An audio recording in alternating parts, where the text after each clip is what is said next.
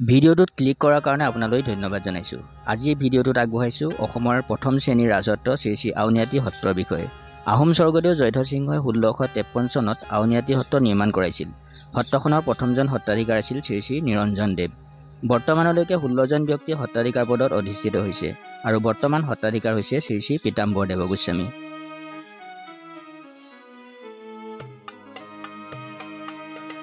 আহোম স্বৰ্গদেউ জয়ধ্বজসিংহই আছিল মহাপুৰুষীয়া ধৰ্ম গ্ৰহণ কৰা প্ৰথমজন স্বৰ্গদেউ। তেওঁ 81,650 বিঘা মাটি দেৱত্ব আৰু ব্ৰহ্মত্ব নামেৰে দুটা ভাগত সত্ৰখনক চোৱা চিতা কৰিবলৈ প্ৰদান কৰিছিল। আউনী পাণৰ এটি আঁতি কাটি স্থাপন কৰাৰ বাবে সত্ৰখনৰ নাম আউনীআটী সত্ৰ বুলি কোৱা হয়।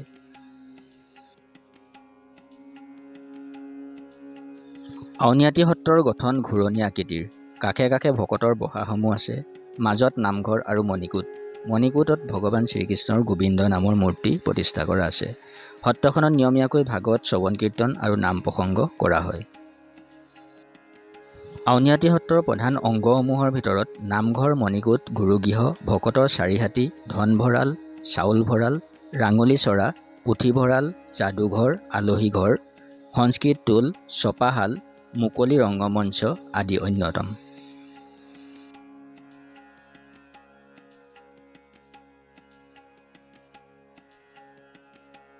অসমৰ শংকৰী সংস্কৃতিৰ প্ৰাণকেন্দ্ৰ আউনীআটী সত্ৰ। সত্ৰখনত নিয়মীয়া ধৰ্মীয় কাম কাজ কৰাৰ উপৰিও পালনাম, জন্মাষ্টমী, ৰাসলীলা, ফাকুৱা, বহাগ বিহু, কাতি বিহু আদি অনুষ্ঠানসমূহ অনুষ্ঠিত কৰা হয়। ইয়াৰ উপৰিও পৌৰাণিক ভাৰতীয় কাব্যপুৰাণ, বেদ, ৰামায়ণ আৰু মহাভাৰতৰ আধাৰত ভাওনা পৰিৱেশন কৰা হয়। সত্ৰীয়া গীতসমূহৰ ভিতৰত গায়ন বায়ন, ওজাপালি গীত, ৰাস গীত, জন্মাষ্টমী গীত, ৰজাঘৰীয়া গীত, গুৰু বন্দনা, দেৱ বন্দনা, গোপাল বৈৰাগ্য গীত অন্যতম।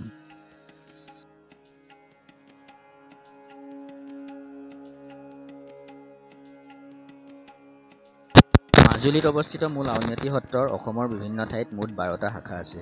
ইয়াৰ ভিতৰত দুটা প্ৰধান শাখা হৈছে উত্তৰ গুৱাহাটীত অৱস্থিত সত্ৰখন আৰু যোৰহাটৰ কলীয়াপানী শাখা অন্যতম। উত্তৰ গুৱাহাটীৰ সত্ৰখন সত্ৰাধিকাৰ কমল চন্দ্ৰ দেৱ গোস্বামীয়ে 1915 চনত প্ৰতিষ্ঠা কৰিছিল আৰু যোৰহাটৰ কলীয়াপানী সত্ৰখন পীতাম্বৰ দেৱ গোস্বামীয়ে 2003 চনত স্থাপন কৰিছিল।